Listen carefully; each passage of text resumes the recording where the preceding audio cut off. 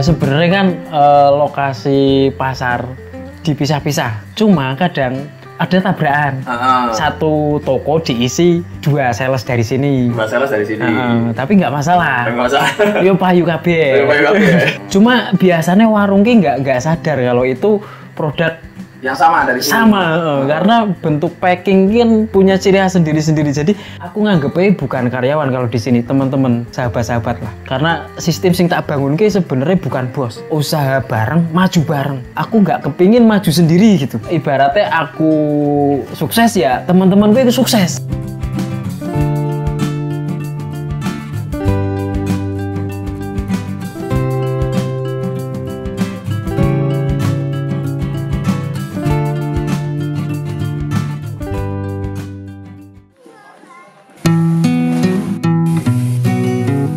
Nama aslinya Ahmad Mundakir, biasa dipanggil Dakir. Dakir Kerupuk. Alamat Desa Tombo, Kecamatan Bandar. Ini di ujungnya Kabupaten Batang, paling ujung. Jadi kesana lagi udah hutan. Ini desa paling terakhir. Cuacanya ya lumayan dingin lah. Awal goreng kerupuk itu tahun 2018. Itu sebenarnya nggak sengaja. Dulu kan banyak mencoba usaha. Sebelum kerupuk itu ada beberapa usaha yang tak coba. Mungkin belum rezekinya ya, belum berjalan. Nah, alhamdulillah di kerupuk kok berjalan. Ada banyak sebenarnya. Yang penting dicoba dulu, coba nggak berhasil nggak masalah. Yang penting berani mencoba. Berani mencoba, modalnya sampai entek ora Mas. Entek sih enggak, tapi yo dadal duel. Dadal duel. Saya termasuk yang sebelum pandemi kan. Oh, sebelum pandemi. Sebelum pandemi. Kena pandemi memang terasa sekali. Terasa sekali. Omset, kebutuhan, apalagi minyak yang harga minyak luar biasa meningkat tajam kan. Itu luar biasa. Untuk bertahan ya harus pinter-pinter lah. Pinter-pinter ngolah, pinter-pinter nyari solusi yang terpenting. Solusinya kayak gimana untuk bisa bertahan. Ya alhamdulillah sampai sekarang bisa bertahan. Awal ki sendirian awal sendiri goreng sendiri, tungku aja masih nunut sama bapak ibu mertua pagi untuk masak. Nah sorenya buat goreng.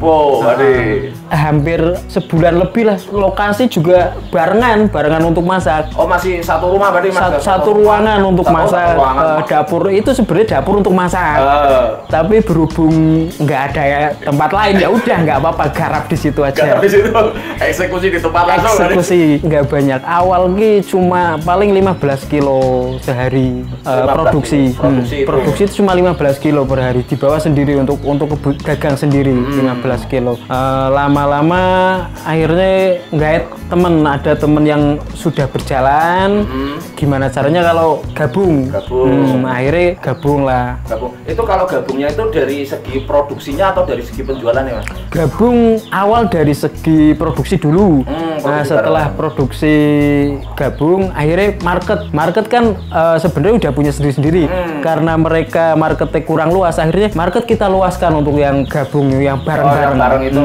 Akhirnya diperluas sampai akhirnya masuk beberapa kecamatan selain di Kecamatan Bandar. Selain Kecamatan Bandar termasuk ke Blado berarti Mas? Blado, Reben, Bawang, ke bawahnya Tulis, Limpung sampai paling jauh Leri, batasan Kendal. Yang ke baratnya paling Doro. Pernah sempat sampai Petung Kriono. Wah, gue ekstrem Mas, jalur ekstrem banget. Jalur ekstrem itu. Itu kuat setengah tahun. Habis itu angkat tangan. Angkat tangan karena dari segi penjualannya atau dari segi medannya gimana? Medan, terutama Medan. Medan. Kalau penjualan di sana sangat bagus. Kerupuk itu untuk di Petung Kriono luar biasa serapan. Sedikit yang ke sana kebutuhannya lumayan banyak. Cuma kan kalau di pegunungan itu kompetitornya agak sedikit berkurang ketimbang yang di kota. Yang di kota kompetitor itu luar biasa. Pernah kejadian berangkat dari rumah kan, aku kalau berangkat ke Petung Kriono itu paling gajah dari rumah jam 5 pagi habis subuh. Nyampe di Kecamatan Petung itu jam 6 pagi. Jam 6 pagi itu nyampe di awal masuk kecamatan. Masuk kecamatan. SD itu ya? Iya, itu. baru nyampe sana. Kebanan pas jauh kampung, di sana jauh, ke sana jauh. Di tengah-tengah. Di tengah-tengah kan hutan itu. Akhirnya kerupuk tak turunkan semua. Motor geledek itu jauh. Wah, luar biasa pengorbanannya, perjuangannya luar biasa. Kalau sekarang tiap hari berarti 50 kilo sekarang, minimal 50 kilo. Naik turun cuma kalau di rata-rata per hari 50 kilo. Itu untuk kerupuk rambak sama yang kerupuk Ciamis apa di global? Global. Kalau yang di sini lebih dominan yang rambak, cuma itu naik turun. Biasanya bergantung dengan musim juga. Konsumen itu kan ada titik jenuh. Kadang customer tuh jenuh dengan rambak, maka kerupuk Tasik naik. Ciamisnya naik. Rambaknya agak berkurang. Nah, begitu Ciamisnya turun, rambaknya naik. Biasanya seperti itu. Dulu malah awal ki Ciamis Tasik. Oh, malah yang iya, awal garap itu Tasik. Terus kesini berkembang, Tasiknya kok kan, nah itu tadi karena naik turun itu akhirnya harus nyali alternatif lain, kerupuk apa yang bisa dibawa. Nah, akhirnya ketemulah supplier ini, rambak. Supplier rambak, dan ternyata supplier rambaknya malah dari Sidoarjo. Kenapa kok Sidoarjo? Kenapa kok nggak yang lokal? Yang lokal. Pertimbangannya gini, lokal dengan Sidoarjo itu beda karakternya, karena setiap produsen kerupuk itu punya karakter sendiri, punya ciri khasnya sendiri-sendiri. Nah, sebenarnya yang lokal pun aku udah nyoba. Misalkan produsen Pekalongan, produsen Comel, nyempel, tak garap hasilnya seperti apa, banyak yang kurang. Nah, ternyata setelah disampel-sampel, cocoknya yang di Sidoarjo. Akhirnya ngambilnya Sidoarjo. Walaupun itu rambak, sama-sama jenis rambaknya ya. Sidoarjo sama Pekalongan dijajarkan, itu sekilas mirip sama, tapi begitu dirasain, dimakan, itu akan jauh beda. Keresnya itu beda. Rasa gurihnya lebih ke Sidoarjo. Lebih ke Sidoarjo. Kalau yang lokal itu asin. Lebih ke asin tapi gurihnya kurang. Kalau dari segi harga lokal sama yang Sidoarjo. Jauh mahal yang Sidoarjo. Oh, mahal yang Sidoarjo. Mahal Sidoarjo. Selisihnya lumayan banyak. Berarti sekitar 10 ribuan lah selisihnya. Per pack. Oh, per pack. Per bal. Oh, per bal. Cuma karena memang untuk pasar, karena marketnya kalau misalkan aku ngambil yang lokalan, itu kan akan tabrakan nanti nih. Nah, persaingan di pasar juga pasti lumayan berat lah. Sekarang berarti ada 8 personil berarti. 8 teman-teman yang ikut gabung di sini. Dari pertama sendiri, terus ada kongsi 2, nambah 2, terus berkembang lagi, nambah lagi, akhirnya sampai per hari ini 8. Modal awal, waduh, modal awal ki minim banget ya. Modal ki dulu ki berapa ya? Kalau nggak salah itu 5 juta. 5 juta itu untuk beli peralatan, bahan pun ngecer tiap hari. Kalau nggak tiap hari, 2 hari sekali lah. 2 hari sekali ke Pekalongan beli, masih pakai motor. Yang Ciamis kan lokal banyak, dia ngambil karena modal terbatas, akhirnya di pondok-pondok lah untuk modal alat, untuk produksi, untuk konsinyasi yang di warung termasuk. Karena kan kerupuk rata-rata sekarang itu kan konsinyasi, jarang ada yang cash, tinggal 1 nota. Nah, itu buat ngakali itu, yo akhirnya seadanya dulu.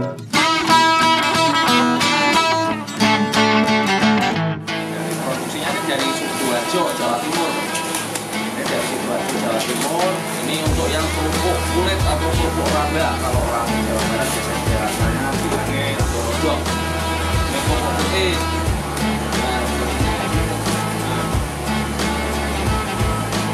Kalau ini dari Pekalongan, dari Comel, dari Pekalongan. Dan bumbunya ini masih sederhana sekali. Dia masih pakai bawang putih untuk aromanya. Ini masih pakai bawang putih, jadi masih alami. Ini untuk pengeringannya. Nah, ini pengeringan, mengurangi kadar air. Ya, ini mensiasatinya karena kita berada di daerah yang agak sedikit di pegunungan. Sesudah dikeringkan dari sana, langsung masuk ke tahap satunya, ya tahap penggorengan. Ini masuk ke wajan yang pertama. Prosesnya 2 kali penggorengan. Tapi masuk ke sana, yang minyaknya enggak begitu panas. Kalau yang ini yang utama, minyaknya sangat panas. Jadi langsung masukin berapa detik kok, hitungan berapa detik langsung. Oke, masuk situ, langsung penyaringan minyak.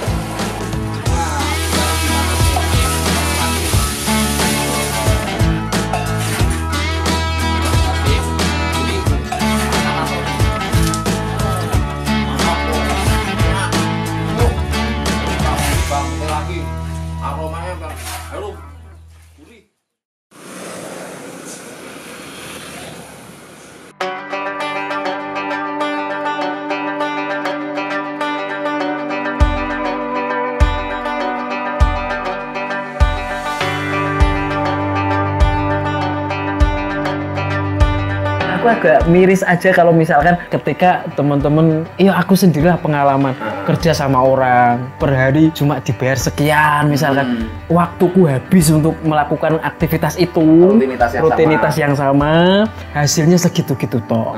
Nah aku pingin nggak seperti itu. Walaupun kita melakukan aktivitas dikerupuki misalnya, waktu yang kita butuhkan sama-sama sehari, tapi hasilnya bisa beda-beda, bergantung dari teman-teman itu sendiri. Ngambil dari sini hasil gorengan, mereka kemaskan masing-masing. Ada yang dikemas 1000-an, ada yang dikemas 2000-an, ada yang dikemas 4000-an. Yang penting ada nilai keuntungannya, ada nilai lebih lah. Cuma biasanya kita sharing, misalkan di packing 2000-an misalkan. Ada yang nyoba misalkan, nah si yang mencoba itu biasanya akan share ke teman-teman yang lain. Oh yang lain. Yang 2000-an lumayan laku, di plot sini lumayan banter, di sana kendut. Nah akhirnya yang teman-teman lain kadang ada yang nyoba, ya ada yang berhasil, ada yang enggak. Itu lumrah lah, lumrah. Rezeki di video Cuma dari situ kan kreativitas mereka juga nggak dibatasi. Hasil pun mereka tergantung mereka sendiri. Karena sistemnya bukan bos, sistemnya itu kita kerja bareng-bareng, berharapnya suatu saat sejahtera bareng. Akhirnya semua pekerjaan kita garap bareng. Gotong royong. Gotong royong. Jadi teman-teman itu aku nggak ada yang tak tutup-tutupi. Aku kulaan ini berapa, kulaan ini berapa. Mereka tahu semua. Jadi berapa keuntunganku, mereka tahu. Aku pun tahu keuntungannya dia. Mereka juga. Aku tahu. Serba terbuka lah kalau di sini.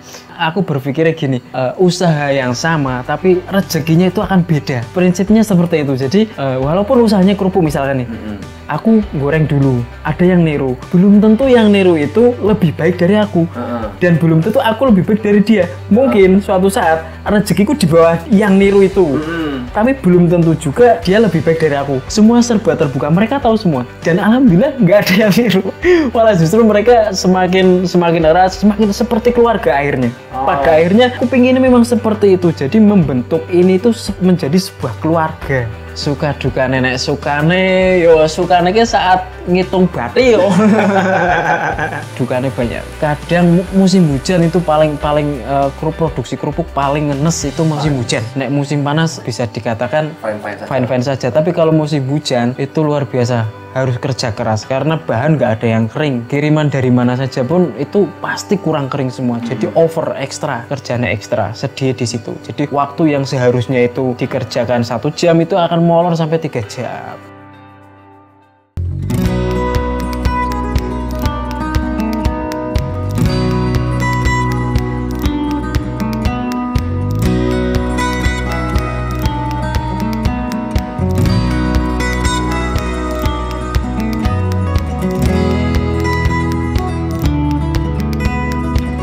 Alhamdulillah masih cukup untuk kebutuhan sehari-hari, cukup untuk tetek bengek. Ya alhamdulillah seperti itu. Sebenarnya nggak ada yang nyambung kalau diruntut dari pendidikan. Terakhir STM elektro. Lulus elektro itu lulus STM rak kanggui. Aduh, berat. Daftar kerja intinya wong pendek, kurang dhuwur kabeh, ora masuk kabeh perusahaan. Satpam ora masuk. Satpam ora masuk, apa meneh direktur. Satpam ora masuk. Wes akhirnya belajar pertanian awal gitu dulu malah. Pertanian dulu awal. Awal pertanian itu 6 bulan. 6 bulan pertama itu di Bogor malah. Ikut pelatihan pertanian, hortikultura. Sayur mayur lah. Itu fokus 6 bulan. 6 bulan pulang dari pertanian nyoba mengembangkan di sini, akhirnya kebentur beberapa masalah termasuk orang duwe sawah. Nah akhirnya beberapa teman melanjutkan, tapi akhirnya banting setir lagi, pindah lagi ke nyeles. Setelah lulus STM pertanian nyeles lumayan lama ini, nyeles di Semarang 3 tahun. Nyeles bolo pecah belah, piring, gelas. Ikutnya perusahaan Kedaung Group dulu. Itu segmentasinya Horeca, hotel, restoran, kafe. Ya lumayan lama itu 3 tahunan di Semarang. Akhirnya jenuh, wong kok milu kerja terus. Lihat peluang, usaha lagi ya. Dia pernah nyoba pertanian, saiki kerja, nyoba lagi. Akhirnya nyoba lagi di kopi. Kopi sebentar, pindah lagi jauh lagi dari pertanian, nyeles, kopi, pindah lagi ngelas. Tak boleh misalnya ngelas. Akhirnya kopi sebentar, waduh, nggak masuk. Ya masuk sih sebenarnya, cuma karena beberapa hal ya. Akhirnya ngelas, mau nggak mau ngelas, merantau lagi, ikut orang lagi tuh. Ikut orang lagi 3 tahunan lebih, hampir 4 tahunan. Pulang ngelas, kok pernah jenuh meneh iki. Waduh, rambau meneh, jadi buruh meneh. Jenuh, akhirnya ketemu kerupuk. Nah, alhamdulillah di kerupuk, alhamdulillah sampai sekarang bertahan. Kalau untuk kerupuk, saya rasa buat saya pribadi cukup. Pingin mengembangkan tapi bukan untuk kerupuk, karena kerupuk mungkin pangsa pasar dan lain sebagainya ke depan. Iki menurut saya apa yang teman-teman lakukan saat ini cukup. Ya walaupun ada beberapa sing mungkin di segi packaging itu kan hanya inovasi ya, inovasi. Tapi untuk pengembangan ke kerupuk apalagi sampai produksi mungkin belum. Justru malah pingin melebar tapi yang lain. Perluasan itu perlu memang, tapi di area yang masih memungkinkan terjangkau. Kalau menurut saya, kalau di penggorengan yang saya kelola itu seperti itu. Kalau untuk keluar itu mungkin untuk saat ini belum, kecuali punya produk sendiri. Ada satu keinginan sebenarnya, cuma kok belum ketemu jenis kerupuk apa yang bisa diproduksi di daerah dingin seperti di sini ya. Karena kan cuaca di sini kan curah hujannya lumayan tinggi. Jadi kalau produksi kerupuk seperti ini dicoba nggak jadi. Kan belajar dari pengalaman teman-teman yang di bawah, sempat ada yang buka di Sendang, itu bertahan cuma sebentar. Karena memang hasil dari kerupuk itu kurang mekar. Kita setiap bulan sekali, entah itu 2 minggu sekali atau sebulan sekali, kita sharing. Sharing itu yang sering kita lakukan, sharing itu tentang market, penjualan. Itu sambil goreng pun kita sharing. Tadi penjualan seperti apa, kemasan yang seperti apa yang sedang tren, yang model, atau ada jenis kerupuk lain yang sedang in misalkan, ini baru nih. Nah, kita coba untuk ke situ. Paling seperti itu muter. Wah, itu luar biasa. Luar biasa itu. Hampir menyerah, tapi jangan menyerah. Itu tinggal pinter-pinternya kita kalau menurut saya. Trouble-nya kan gini, harga minyak naik luar biasa. 50% lebih naiknya. Sedangkan penjualan di pasar nggak naik. Akhirnya solusi yang terbaik ukuran akhirnya. Ukuran tak kurangi sedikit. Ukuran bahan. Akhirnya komunikasi dengan distributor, bahan agak dikecilkan dikit karena minyak luar biasa harganya. Kalau nggak seperti itu kita nggak akan bakal nutup untuk biaya. Ada yang nyadari dan enggak, tapi setelah berjalannya waktu, karena memang mereka tahu sendiri kondisi minyak sing ora ono wis gampang angel, ya mereka mau akhirnya. Ya ada yang sebagian teman-teman pakai trik dikurangi isinya, ya ada. Karena di sini packing tak bebas kan, akhirnya kan trik terserah. Marketing terserah, tapi rata-rata isi tetap sama, hanya ukuran yang dikecilkan sedikit. Nah, itu teman-teman penggoreng lokal pun yang berdiri sendiri, banyak yang price sementara. Ya lumayan, kalau sekarang harga minyak ya stabil. Cuma harga yang lain kan masih fluktuatif naik turun.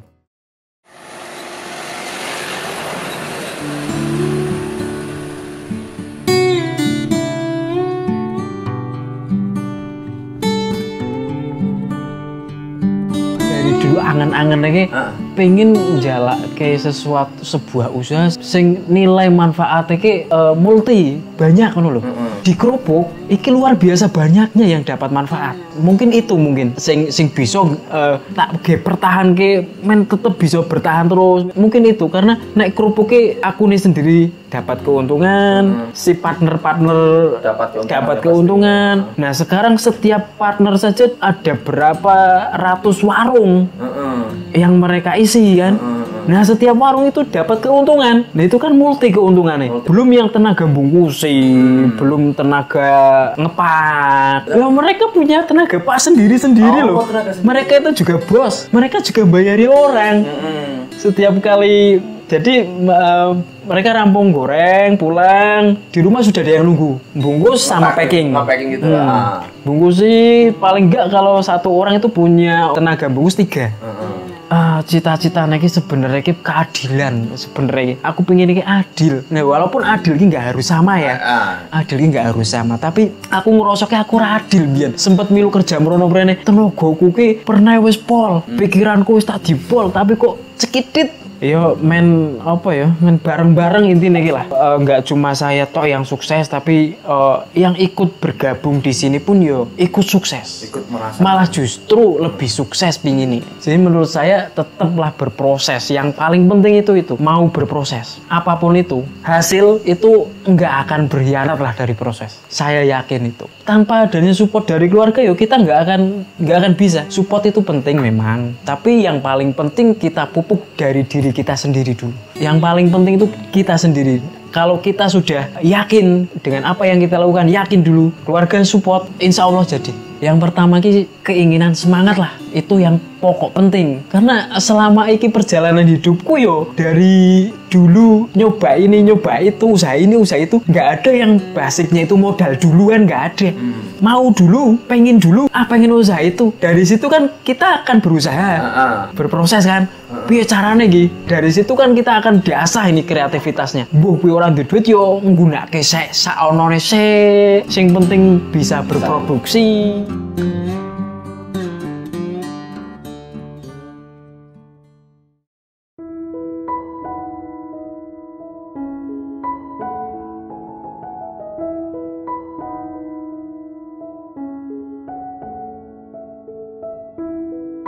Yang paling mengena banget saat ngerintis usaha dulu banget setelah sayur kan kopi ya, banyak kendala market dan lain sebagainya, akhirnya berhenti dan saya lanjut merantau. Nah saat di perantauan dikabari dari rumah ibuku sakit dan sakit ini nggak sakit sing bisa dibawa ke dokter terus sembuh, enggak, bisa dikatakan depresi. Saat itu aku nggak pikir panjang, langsung pulang dari perantauan, di rumah melihat kondisi orang tua, wah ternyata miris sekali dengan kondisi ibuku sing wis susah lah untuk diajak komunikasi, wis ngebleng ibaratnya bro. Iku sangat terpukul sekali aku. Gara-gara aku merintis sebuah usaha, akhirnya usaha itu nggak berjalan, ibuku kepikiran, akhirnya depresi. Aku sangat ngerasa bersalah banget. Iki salahku po. Aku berusaha bagaimana caranya ibuku sembuh. Ayo ke psikiater.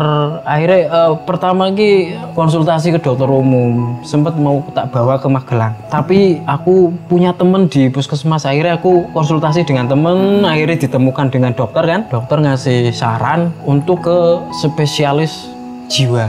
Nah yang ada waktu itu tuh cuma di kota, karena di sini kan daerah ya, desa. Akhirnya harus ke kota, ketemu dengan dokter, konsultasi, akhirnya pulang lagi. Perjuangan itu wah luar biasa. Ibuku tak bawa dengan kondisi ibuku yang sedang sakit ya, tak bawa konsultasi, akhirnya harus di treatment atau di apalah itu spesialis jiwa. Akhirnya di situ berjalan akhirnya alhamdulillah sembuh. Ya walaupun sampai sekarang nggak sempurna 100%, tapi yo alhamdulillah sudah bisa beraktivitas lagi, ingatan sudah kembali lagi. Ya walaupun mungkin masih kayak orang linglung seperti itulah, tapi alhamdulillah sekarang banyak sekali perubahan. Nah itu mungkin yang salah satu yang menjadi titik balik dari saya untuk membuktikan bahwa aku harus berusaha dan sukses. Itu menjadi titik balik aku. Ketika aku melihat dampak yang aku buat untuk keluargaku, aku harus bisa memberikan jawaban atas itu semua kan. Nah, itu menjadi titik balik. Akhirnya aku harus berhasil. Semangatku menjadi berkali-kali lipat dari yang semula. Akhirnya kemudian caranya aku kudu dedi usaha. Itu Mas Daki itu mengawali sebuah bisnis apa Mas? Kok sampai begitu parahnya itu Mas? Nah sebenarnya dulu itu kan aku merintis kopi. Dulu waktu di Semarang. Kerja di Semarang nyeles, sering akhirnya kan karena nyeles horeca ya, hotel, restoran, kafe. Nah waktu itu Jogja awal itu lagi in banget coffee shop. Awal itu di Jogja. Lagi boomingnya coffee shop itu Jogja booming. Sebelum Jogja kan Bali ya, Bali Jogja melebar Semarang. Nah waktu itu kan di Semarang. Semarang itu luar biasa perkembangannya. Waktu itu aku berpikir sambil ngopi di kedai, kopi kira anggonku akeh. Sementara mereka dapat bahan baku, suplainya itu rata-rata luar Jawa untuk kedai-kedai. Nah waktu itu aku punya inspirasi untuk kenapa enggak kopi gitu. Selang berapa bulan nekat gaji terakhir, resign resign, gaji terakhir yang nggak dapat pesangon, resign dapat gaji terakhirku tak buatkan alat roasting kopi. Tapi sebelum itu aku sudah nyari beberapa referensi lah untuk hal-hal yang berkaitan tentang kopi. Kebetulan di kampungku ada tester yang memang lidahnya sudah cukup mumpuni lah, pengalaman dapat sertifikat.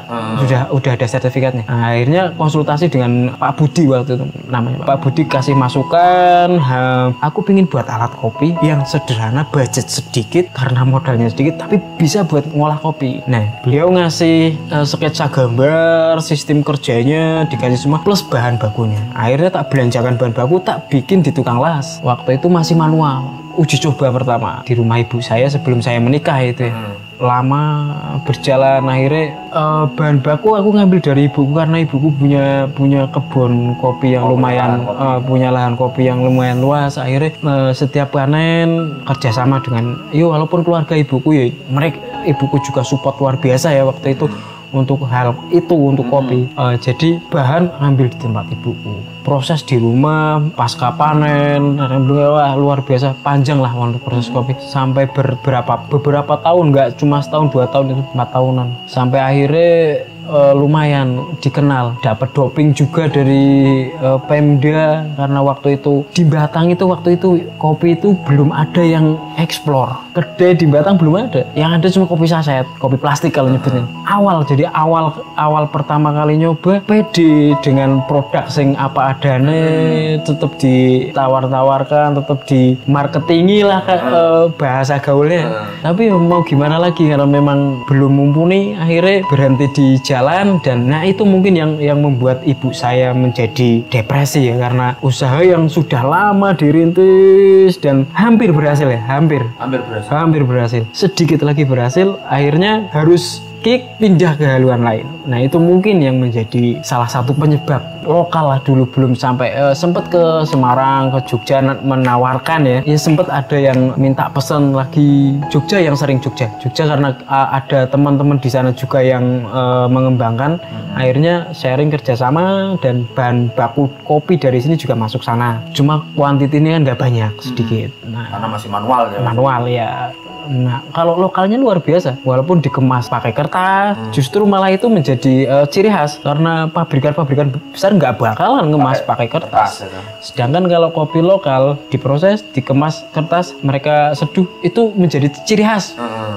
Sempet lumayan lah, berjalan lama itu, dan omset lumayan sebenarnya dulu. Tapi karena keadaan sing tidak memungkinkan, akhirnya tumbang. Mas Dakir memang benar-benar mulai dari nol, dari tangannya Mas Dakir ya. Bisa dikatakan seperti itu, walaupun banyak teman-teman yang terlibat ya, tapi ide awal membangun sebuah usaha itu sebenarnya ide itu dari Semarang. Ngontrak di Semarang, kalau malam mau ngapain, habis kerja kan bingung mau ngapain, main jenuh. Oh, itu kan inspirasi Mas. Itu inspirasi mungkin dia inspirasinya dari Semarang. Aku berpikir bahan baku yang dibutuhkan itu luar biasa banyaknya di sini.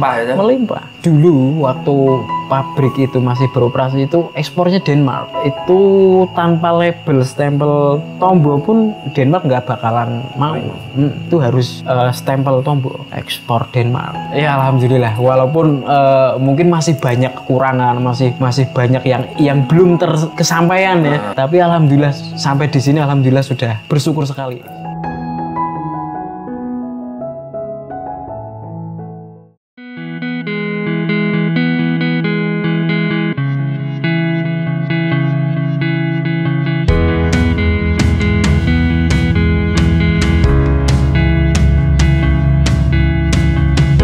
Ketika kita merintis suatu usaha, wis mesti banyak hal sing ora bakal bisa ideal dalam posisi ideal, ora mungkin. Wong usaha bangun usaha pertama ki mesti getir.